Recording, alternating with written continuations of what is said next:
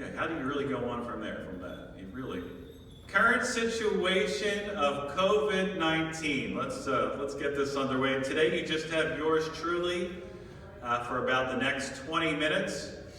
Talking about three things. One is our COVID current situation, our dashboard. Secondly is to talk about the governor press conference yesterday and some of those restrictions, how do they apply to Cedarfield. And then thirdly would be the vaccine, a little update about the vaccine. So the current situation regarding this global pandemic here in the Commonwealth, in the Commonwealth of Virginia, the 7-day positivity rate, which is the gold standard here, actually decreased from this time on Wednesday. We are at 10.5 across the Commonwealth, which is down from 11.1 a couple of days ago. I was looking on another website, and interestingly, from the state data, when you look at the state's data across the nation, I remember I was going back to some of my notes back in April and May. Virginia was actually ranked back then, was ranked number 13th and 14th with the most cases in the United States. That was back in April and May. Today, we are ranked 20th within the nation with the most COVID cases. So another little ray of sunshine coming into the Commonwealth from at least maybe that lens, that perspective, is that the Commonwealth has dropped down to 20th in that listing from 14th just 9 months ago. So not good news for other parts of the country, but yet data to share with you about perhaps maybe how well the Commonwealth is doing to comply with these restrictions and keeping ourselves safe here in the state. Here in Central Virginia, the 7-day positivity rate, needle has not moved. On Wednesday it was 12.6. And as of this morning, it is still 12.6. In Henrico County, that needle also has not moved. On Wednesday, it was 8.3, and today, that 7-day positivity rate is 8.3. In Richmond, the needle has actually decreased a little bit. It was 6.2 on Wednesday, and as of today, it's 5.9. And Chesterfield slipped a little bit, decreased a little bit from 10.2 to 10.0. Those are your 7-day positivity rates. The news for me, listening to that and looking at that data and talking with the Virginia Department of Health this morning is good news that it's kind of stable off in that last couple of days, especially since this is our 14-day, the tail end of our 14-day window from Thanksgiving. But all these other surrounding health districts are increasing. And so it seems like things are closing in on us a little bit more. Here at Cedarfield, some good news to report. Our health center dashboard is green as of 30 minutes ago. Just as a refresher, when we talk about dashboard, we talk about positive cases, we talk about pending tests that are at the lab, any contact tracing efforts, and or signs and symptoms or people who need to be quarantined. And so the dashboard right now for the 3 neighborhoods in the health center is green. Same with the assisted living area. Our dashboard is green for residents and team members. And in Sunshine Plaza, the dashboard is also green. We will have our last COVID case cycle off here this afternoon, and that person will be allowed back to work. So Sunshine Plaza, Assisted Living, and the Health Center are completely green. In the main building here and the cottages, we consider Cedarfield and Independent Living to be also green. We have one positive case, and that person should probably cycle off of their isolation on December 20th. Again, very low risk item. We have no one that we have contact traced as a result of that positive case. And we have 0 tests that are pending in any of the labs. So all good news. We want to keep it this way, moving into these next couple of weeks as we're celebrating Hanukkah and Christmas, and maybe some things could change here in the next couple of weeks with some of our restrictions. So keep doing what you're doing. We're all in this together. We all know what the recipe to success is with those shared values. And as we go into a holiday weekend where there is talk of many people going out and trying to get their holiday shopping finished so that they can put things in the mail on Monday or Tuesday and hope that things get there by December 25th, I just want to remind you of one holiday tip. There is something called the 12 Days of Christmas, which start on December 25th all the way through January 6th. That's what the Shaw household is doing this year. We're celebrating the 12 days of Christmas. And so if you, a resident, a team member, a family member, are out there listening, either live or on the video, I would encourage you to maybe adopt the same philosophy and try not to cram all your shopping into one weekend this weekend. You have actually a little bit of a reprieve. We actually have 12 days of Christmas. And to spread out the cheer, packages don't actually have to get there by December 25th. Okay, on to the governor's guidance from yesterday. My takeaway from the governor's press conference yesterday was ninefold. Real quick summary of that hour-long discussion for me.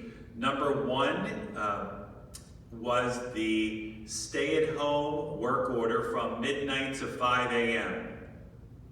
We've received more questions in text and emails about that first restriction in the admin suite, so I thought I'd address it first.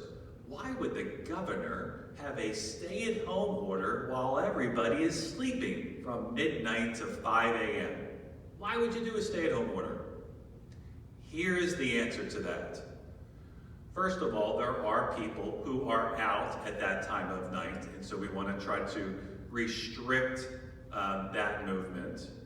But secondly, it is a wake-up call to everybody. It is a signal to everybody that we are in motion in a stay-at-home executive order for part of the day, but it's an alert that we should stay at home as much as humanly possible without the governor mandating that we do it.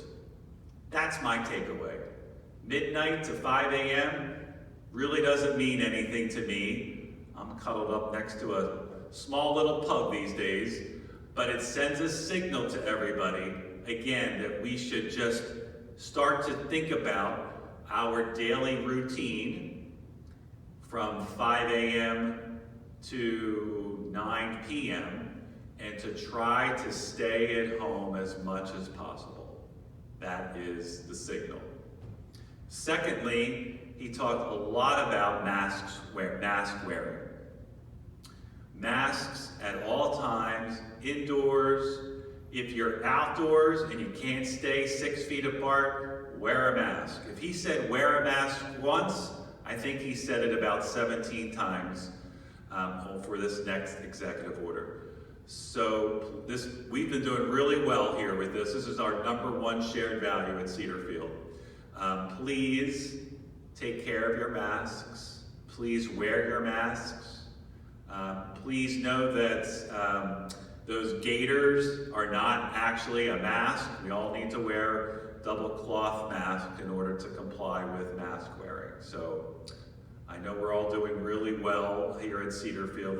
Let's keep that up. Restaurant rules have not changed in the Commonwealth. He did talk about enforcement would increase. Wasn't a lot of data and detail around that, but law enforcement's going to ramp up their enforcement of this executive order. There was no change with schools and universities regarding attendance. He did talk a little bit about telework, where an organization can fit that in.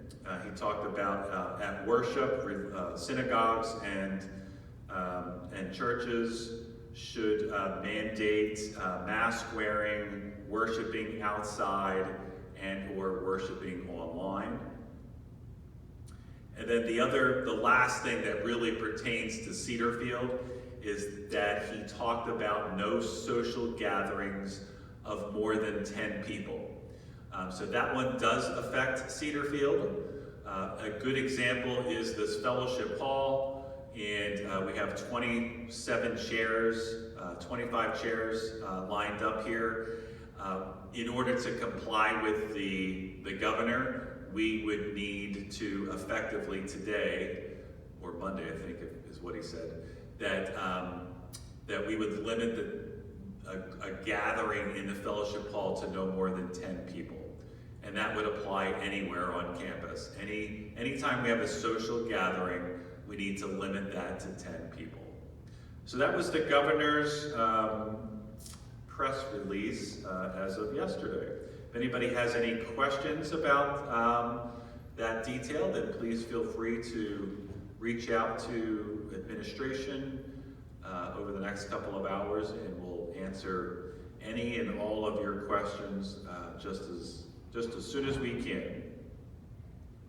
Third thing on my agenda has to do with the vaccine. We have been in contact with Walgreens. For those of you that maybe remember the live chat from Monday or Wednesday, we were talking about, and you hear a lot in the media about CVS and Walgreens helping distribute the vaccine around long-term care communities. And Cedarfield has been contacted by Walgreens. So we now know that Walgreens is going to be our provider in helping us distribute the vaccine. In the next couple of weeks, the next 2 weeks, they have committed to helping us organize that effort. So hopefully I'll have more detail next week about how Cedarfield intends to partner in more detail with Walgreens and then roll out that vaccination. Again, the bottom line for the vaccination for Cedarfield is that we are not going to mandate team members or residents take the COVID-19 vaccination, but we're going to strongly encourage it, and we are going through a very thoughtful, genuine, factual education over the next 3 weeks about the vaccination. So hopefully that people will take that data in, talk it over with your family if you need to do so, and make a decision of whether or not you want to get the vaccination. So in your mailbox, if you live in the cottages or in your cubby box here in the main building, if you live in assisted living, healthcare, and or memory support, or if any family member is listening, wishes to have a copy of this memo, please feel free to reach out to the neighborhood leader. Feel free to or you can go on to www.mycedarfield.com, which is our Touchtown software, and that memo is in there along with 16 most frequently asked questions about the vaccine. And so I would encourage everyone to use the document to educate yourselves about the data and the facts and information around COVID-19. So my goal over the next 3 weeks, and Pinnacle Living's goal, is to remove noise that exists around the untruths of the vaccine and just talk straight about the facts with people so that you can make an informed, educated decision. So please read over that memo and those FAQs if anyone has any questions about that. Next week, we're going to have our medical director here, Dr. Varanian and Dr. Shear, along with our clinic nurse, Ann Hopper, and our infection control nurse, Connie McGowan, to answer technical medical questions around the vaccine so that everybody can hear from those experts next week. And then lastly, just 2 last things for me. Number 1, happy Hanukkah to our Jewish residents. We had sent out a message last night. We hope the weekend goes well for you. And then thank you to every resident, quite honestly. Every resident had a role in yesterday's annual appreciation event for the team members. It was like no other event I have experienced in my 23-year career. Whether you had a role in making posters and putting those posters out on Cedarfield Parkway, whether Elvis had a role in coming to the community at 6 o'clock in the morning cheering people on, whether you had a role in the philanthropy effort, whether you had a role in writing those cards and putting those bags together, again, whether you had a role in the philanthropy effort, on behalf of the entire Cedarfield team, I just want to thank each resident and thank the families who were also involved. It made an enormous difference yesterday, and I think the ripple effect of yesterday's event will go on for several weeks and months ahead. That event sends so much positive energy to the team members like no other event I've ever experienced. And so, Judy Johnson, thank you for leading this year, our efforts around all of that cheer. And Mr. Falls, thank you and Dash, thank you for all of your effort in helping us through the fundraising of it. We appreciate you, we value you, and appreciate you leading us through that. So thank you, thank you, thank you. I think that's it for me, unless anybody has any questions. Let me look at my text here.